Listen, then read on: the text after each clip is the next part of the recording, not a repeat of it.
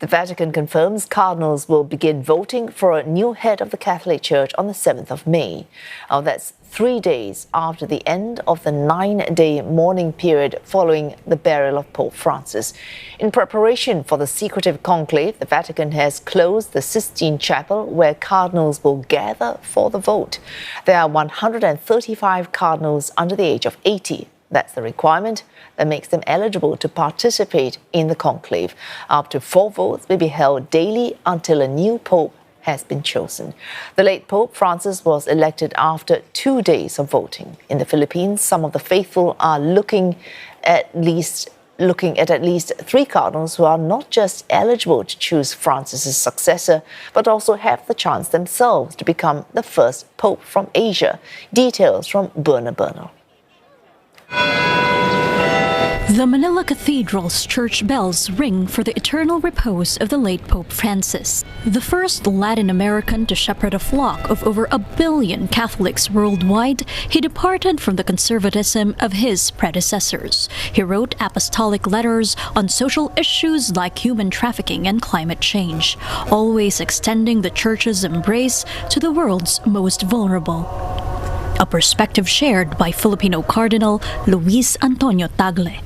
He is among those eligible to vote and be voted as the next pope. Often referred to as the Asian Francis, Cardinal Tagle was educated in Jesuit-run institutions in the Philippines known for their pursuit of social justice. He also headed a Catholic-based social action organization. When I covered Pope Francis's visit to the Philippines in 2015, the Cardinal was often seen right behind the Argentine pontiff on his Pope Mobile, beaming with joy. But there are other eligible Filipino members of the College of Cardinals. Archbishop of Manila, Pope Francis showed us what it means to suffer with others and find hope in the midst of pain. The third Filipino cardinal eligible is the Bishop of Caloocan, Cardinal Pablo Virgilio David. He has underscored Pope Francis's role as a bridge builder.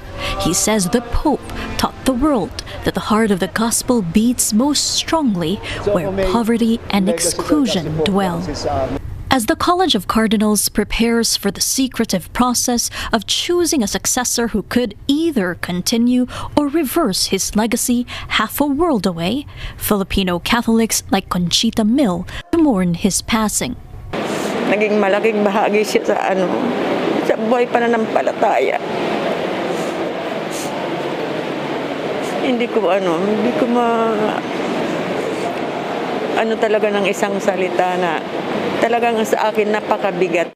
Southeast Asia's most typhoon-prone country will best remember Pope Francis exhorting survivors of one of the strongest tropical cyclones to ever hit land to hold on to their faith, addressing them under the rain right at the epicenter of Typhoon Haiyan. As a reformist, Pope Francis commanded respect from people across a spectrum of spiritual beliefs. He often highlighted the role of the Church in caring for the wounded, so to speak. The next pontiff will have big shoes to fill, and we won't know until next month at the earliest if the first ever Asian Pope will be named to lead Catholics worldwide. Buena Bernal, CNA, Manila.